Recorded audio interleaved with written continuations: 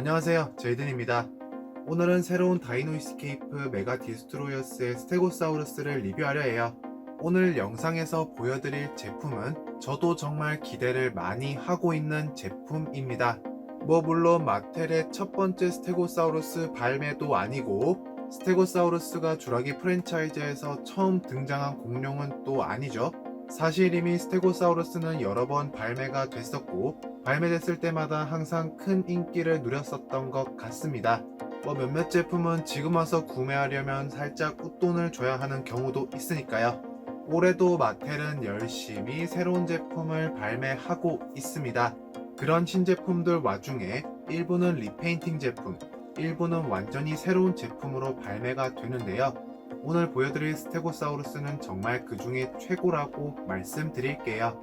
지금까지 발매됐던 모든 제품들을 통틀어서 이렇게 마음에 들었던 제품은 없는 것 같습니다.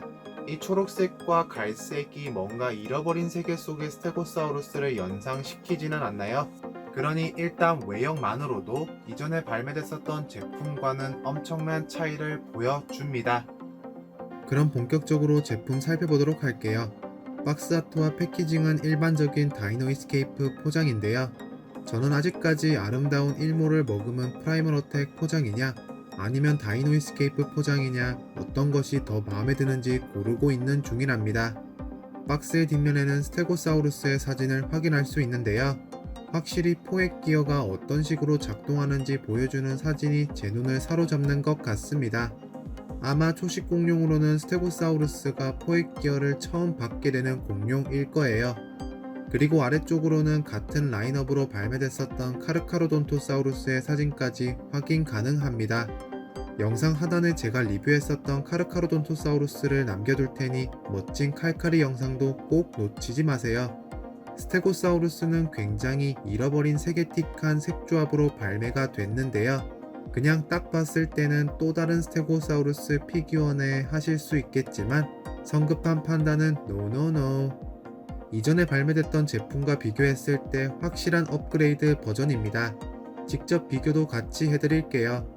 가장 먼저 스테고사우루스의 머리는 드디어 새로운 몰딩이 사용돼서 출시가 됐습니다. 이전에는 항상 같은 몰딩에 같은 조형으로만 발매가 됐었다가 드디어 바뀌었네요. 가장 먼저 눈에 확 들어오는 부분은 공룡의 입이 마치 포효를 하듯 벌어져 있다는 것인데요. 머리 크기도 조금 더 커졌습니다.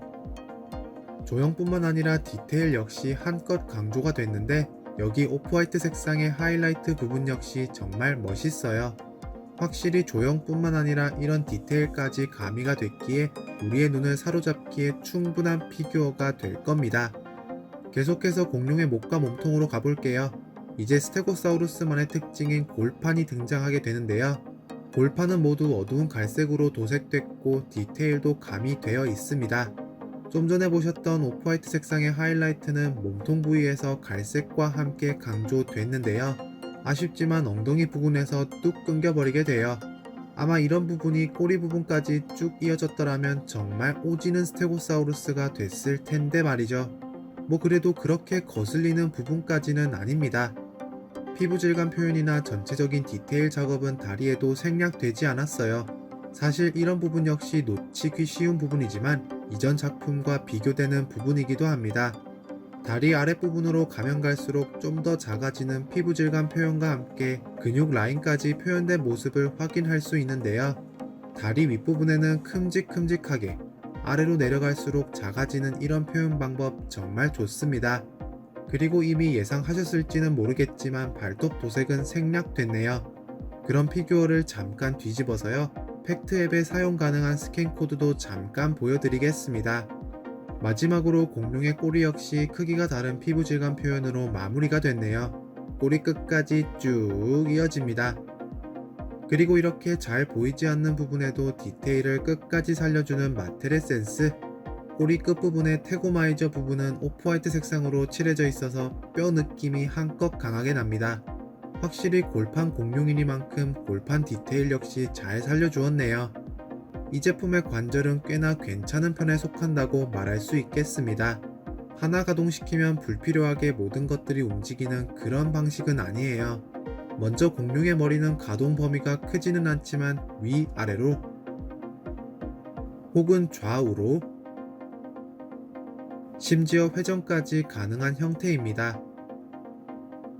공룡의 발은 앞뒤로 왔다 갔다 할 수 있는 형태고요.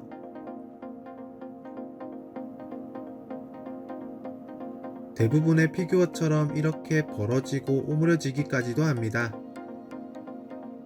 몸통의 중간 부분부터 꼬리까지는 제품의 메인 액션 기능과 함께 연동되어 있는데요.